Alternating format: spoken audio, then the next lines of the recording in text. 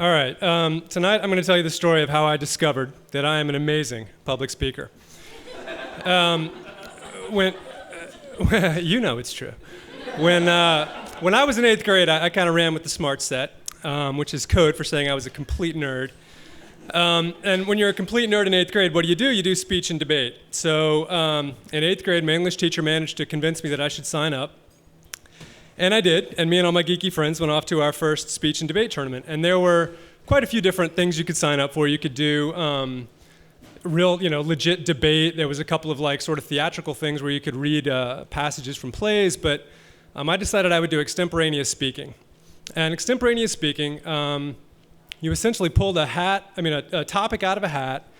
You had 30 minutes to research it, and you had to give a 4 to 7 minute speech on whatever topic you had pulled out of the hat. So I'm at this debate tournament. I've got my coat and tie on. I'm looking all snazzy. I'm ready to go. Pull the topic out. Should employees be tested for AIDS in the workplace? That was my topic. This was back in the 80s, kind of in the height of the AIDS scare. So off I go to the library of this high school that we're doing the speech and debate tournament in. And you basically have 30 minutes to kind of grab newspapers and Time magazines and Newsweeks and figure out what you're going to say. So I start looking through things, and I got nothing. And because I was a nerd, I was a very kind of by-the-rules sort of guy. So 4 to 7 minutes meant that I had to speak for at least 4 minutes. So I'm going through, and I think I had decided that I was going to say you should be able to test for AIDS in the workplace. I think I found a Newsweek article that said you could get AIDS from drinking orange juice after somebody or something horribly shocking like that. So I said, all right, well, that sounds like a good idea. But I only had 2 minutes of content. So after the 30 minutes, I'm somewhat panicked and terrified that I'm not going to be able to do this. I'm not going to be able to hit the 4-minute mark. But I walk into the room, and it's just me and the judge. And the judge is kind of sitting in the front row of the desks.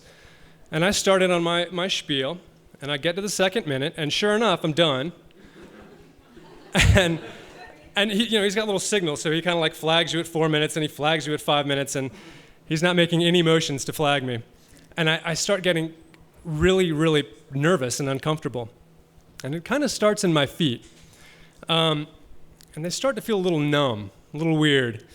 And I distinctly remember that I could feel this feeling kind of working its way up my body, this just sort of undescribed numbness. And once it got to my knees, that was sort of the last thing I remember.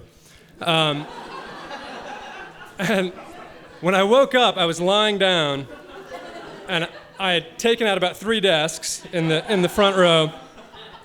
And I was kind of lying on the floor, just completely dazed, wondering what in the world had happened. And the judge, needless to say, was a little taken aback. And he looked at me, he was like, "Oh my God, are you all right?" And I think I mumbled, "Yeah, I'm fine." And he was like, "All right, well, let me know when you're ready." And I was like, "Ready to what?" And he goes, "Finish." So I was like, "All right."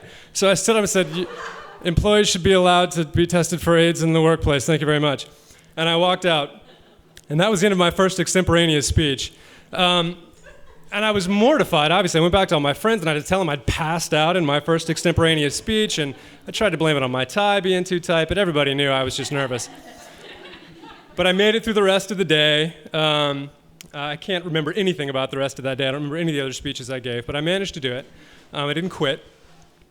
And at the end of the day, we got little cards that kind of rated you on each speech that you'd given. So I went to that sort of fateful first speech, and there's probably about 8 categories that they could rate you on, and I had this sort of range of not very good scores. But there was one category for composure, and I got 0 out of 10, and he had helpfully written off to the side, "You fainted."